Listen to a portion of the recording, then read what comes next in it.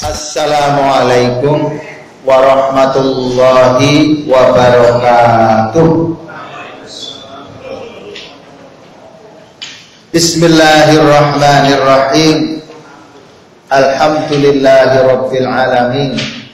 Ashhadu an la ilaha illallah wa ashhadu anna Muhammadan abduhu wa rasuluhu la nabiyya ba'da. Saudara-saudara angkatan muda Muhammadiyah yang saya banggakan, acara Kamastu merupakan aktivitas yang luar biasa, perlu kita kembangkan karena sebagai upaya untuk tetap memantapkan dan menguatkan kebermuhammadiyahan kita. Dan terima kasih pada malam hari ini saya diminta bisa ketemu dengan angkatan muda Muhammadiyah. Ini ada angkatan muda semua ya, dan angkatan muda. Nah, slogannya kan cocok untuk anak muda. Ya, cocok untuk anak muda. Paling tidak cocok untuk yang memang tetap berjiwa muda. Malam hari ini saya diminta untuk membincangkan tentang potensi bisnis umat Islam. Kalau itu dikaitkan dengan background Pak Gita yang memang dari ekonomi. Oke, nanti biar waktu untuk diskusinya ada lama, ada waktu untuk saling menguatkan. Kita kutip surat Al-Baqarah ayat 208. Ya ayyuhalladzina amanu dkhulu fis-silmi kaffah.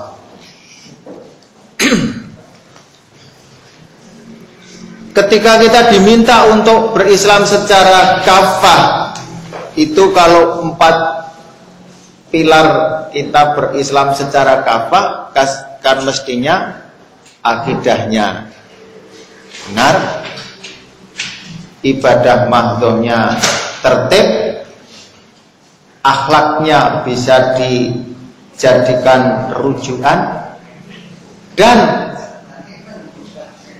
ini yang sering terlewatkan, yaitu masalah-masalah muamalah dunia ria.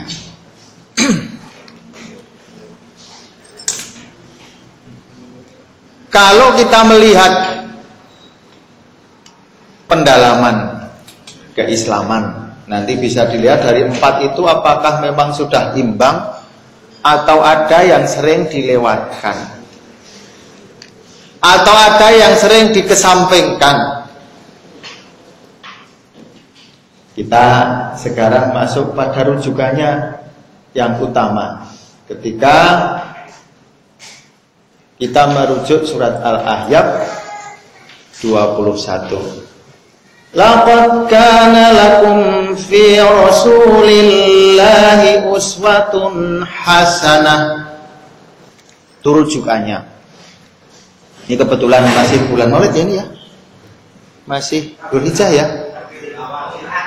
Oh sudah Rabiul Akhir ya. Rabiul Awal 28. Masih. Nah, coba kita lihat perjalanan Muhammad sebagai rujukan kita. Asumsikan kita bisa mencontoh, meniru perjalanan Muhammad. Tidak hanya ketika beliau sudah diangkat sebagai Rasul kan,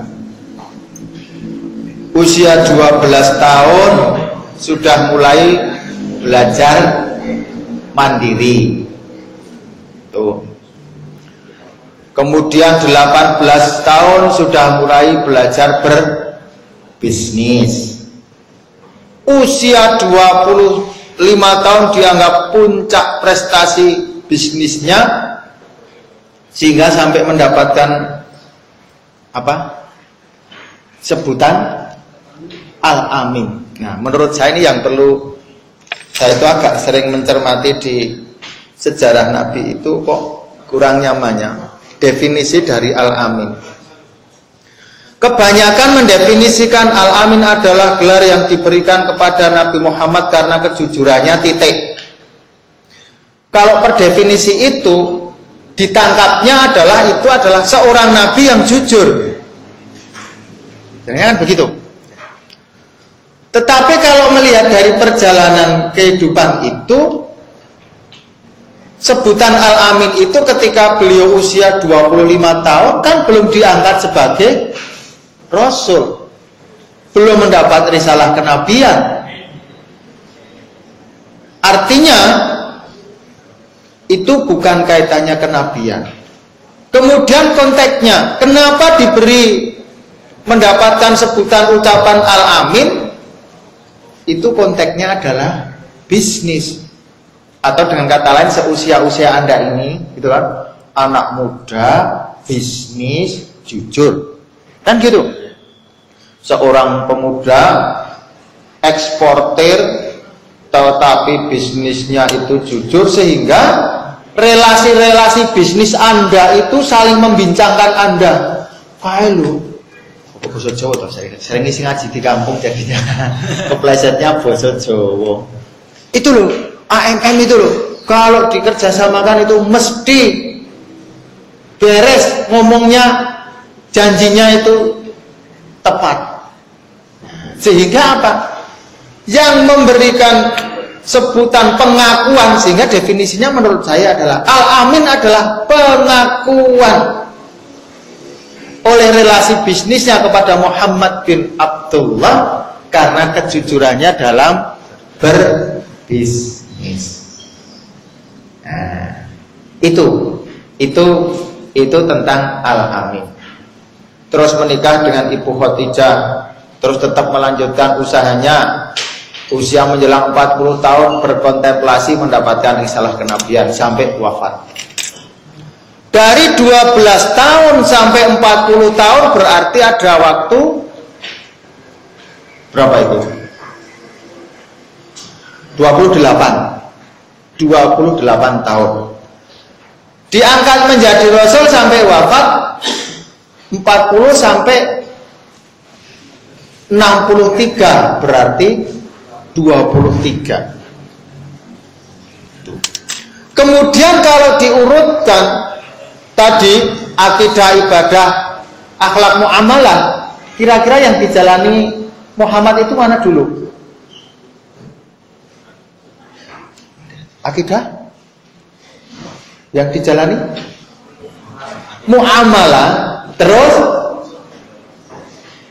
akhlak, akidah, ibadah.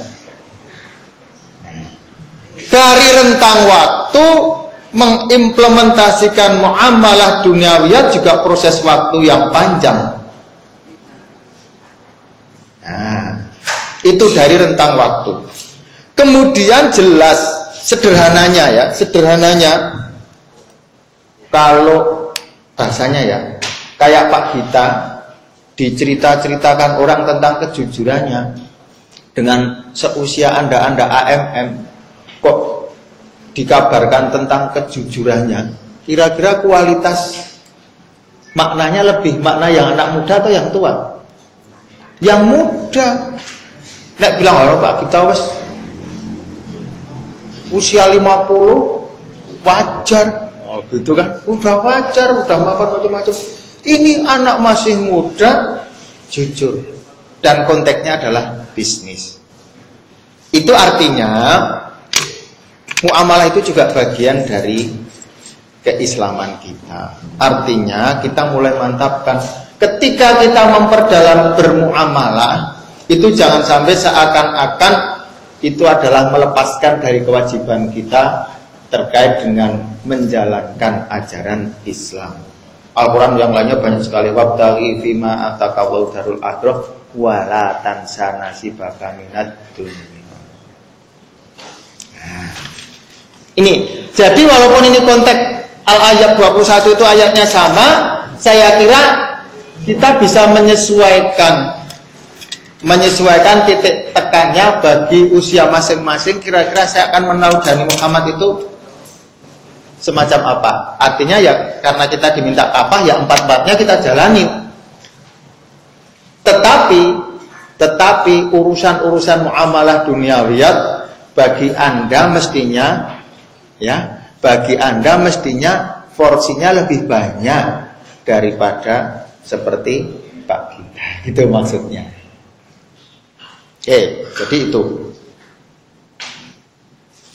Kemudian terus saja, ini tadi tentang Muhammad. Berarti bahasa kalau simpelnya menjadi rasul setelah menjadi konglomerat lah gitu bahasanya ya. Jadi setelah menjadi eksportir terus menjadi rasul. Jadi bukan menjadi rasul terus menjadi konglomerat. Setelah jadi konglomerat, eksportir. Termasuk ini saya sering nanya mahasiswa, bayanganmu terkait dengan Muhammad bisnis itu asetnya, omsetnya itu bayanganmu seberapa? Apakah sebesar sales atau pedagang yang ada di pinggir-pinggir jalan itu, atau pedagang yang ada di trotoar Beringharjo, atau di pasar Beringharjo, atau di toko-toko Malioboro, atau eksportir seperti Pak Khairul Tanjung? Mayoritas mahasiswa mempersepsikan Muhammad itu sales, padahal kan jualnya sampai luar negeri. Yo, namanya penjualan bisnis sampai luar negeri itu ya jelas namanya eksportir. Setinggi-tingginya prestasi orang bisnis itu eksportir sampai abad ini. Muhammad eksportir, berarti Muhammad itu dalam berbisnis juga bisa mencapai puncak tertinggi, yaitu eksportir. Nah, gitu. Jadi bukan semata-matanya sekedar untuk mencukupi kebutuhan keluarga, sudah benar-benar eksportir. Nanti silahkan dibaca sendiri detailnya. Ini bukan pengajian Maulid Nabi. Kemudian awal berdirinya Muhammadiyah. Awal berdirinya Muhammadiyah, para priyayi kauman itu pegawai atau pengusaha? Pengusaha atau pegawai kira-kira? AMF biar tahu kira-kira. Pengusaha batik. Nah, itu juga artinya diawali dari muamalah. Atau setidak-tidaknya karena itu memang risalah Islam kita harus kafah, ya empat-empatnya harus kita raih. Tetapi kalau saya sampai mencermati, misalnya kajian-kajian keislaman kita selama Ramadan, kalau sore pengajian, pagi pengajian, yang topiknya tentang muamalah, dari seandainya asumsikan 60 kali ceramah, ada berapa kali yang ceramah tentang muamalah duniawiyah? 10% ada? 5%? Enggak ada, walaupun gelarnya SE ya tetap malah sejak awal dengan akhir itu selalu ya ayyuhalladzina amanu kutiba alaikumussyiyam. Sejak malam pertama sampai menjelang Idul Fitri kutiba alaikumussyiyam. Nah, terus fadilah puasa yang membatalkan puasa. Nah, gitu. Itu kalau pas pengajian Ramadan. Apalagi pengajian Ahad pagi, pesertanya sepuh-sepuh itu, isinya mesti kita harus memperbanyak sodako, yakat, infak. Padahal pengajiannya itu ibu-ibu yang juga malah masih perlu disantuni, disuruh yakat, infak, sodako. Ya kan? Ya. Itu prosentasenya. Maksud kami tadi adalah bukan mengesampingkan yang tiga. Kalau memang kita ingin kafah, empat-empatnya lah. Oke, tidak perlu porsinya sama, apalagi melebihi, tapi pengimbang. Menurut kami adalah begitu. Diimbangkan. Nah, termasuk juga mestinya usia Anda itu terkait masalah-masalah muamalah, itu mestinya prosentasenya lebih banyak daripada kalau pengajian pagi-pagi yang pesertanya itu memang simbah-simbah. Itu Mas Iwan. Gitu. Sehingga apa? Benar-benar kita itu seakan yang kita hadapi kenyataan itu nanti menjadi bekal betul. Tuh. Nah, ini juga sering diure, tapi implementasinya apa? Wa alaisa lil insani illa ma syaa. Manusia tidak akan memperoleh selain apa yang memang diusahakannya. Alhamdulillah kalau agama Muhammadiyah kan ini juga mantap. Artinya apa? Sukses, gagal itu ada upaya-upaya kita untuk mencapainya ke sana. Nah, tapi itu nanti kalau akan memperdalam ya mau bicara tentang takdir itu hal khusus lagi. Tapi menurut kami memang kita itu diberi kewenangan, diberi kesempatan oleh Allah untuk menentukan masa depan diri kita. Apalagi terkait dengan masalah-masalah muamalah dunia. Iya. Begitu. Ini perlu juga pengimbang. Jangan sampai nanti ketika tiba-tiba itu semuanya adalah konon katanya kita itu bukan Jabariyah. Kita bukan Jabariyah kan? Kalau bukan Jabariyah, kenapa tiba-tiba mengatakan semua sudah tertulis detail dengan di sana dan sebagainya? Kalau memang kita tidak mengaku Jabariyah, ya mestinya An-Najm 39 ini berjalan. Oh, kalau begitu saya harus berupaya untuk mencapai hal yang saya harapkan. Bahkan maaf, mungkin bisa jadi loh, kemunduran kita itu karena setting kita yang repot. Dengan arti kata bagaimana? Tiba-tiba ketika kita urusan muamalah duniawi sudah dianggap sebagai orang yang ubud dunya. Gitu kan? Ubud dunya. Lah kalau sudah dari segi materi tercukupi, dimanfaatkan dengan sebaik-baiknya, itu ternyata Al-Ghazali mendefinisikannya juga semacam itu kok.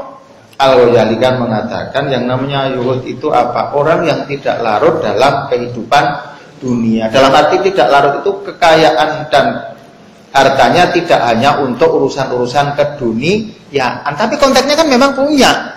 Nah kalau nggak punya apa-apa kok dilarut apa? Itu bahkan justru menjadi tidak pas.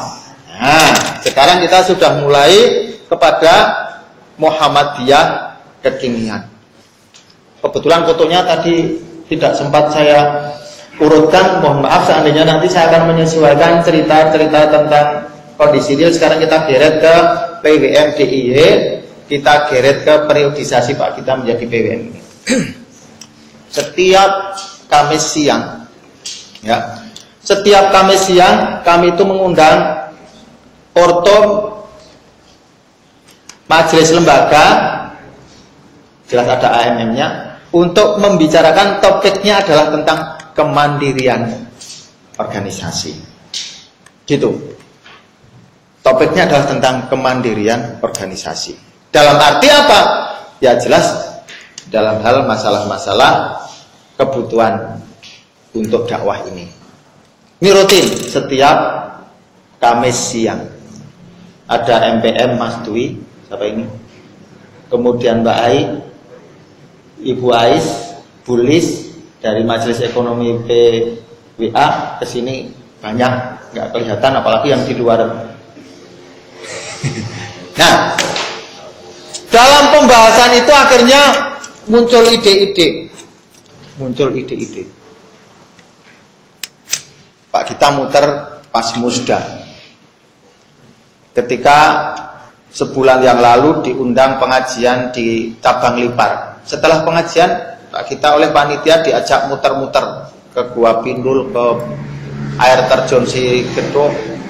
Setelah membuka musda juga diajak puter-puter.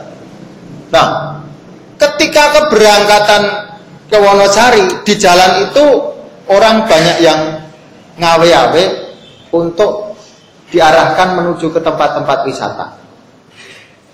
Menurut sepintas yang saya tangkap, ini peluang.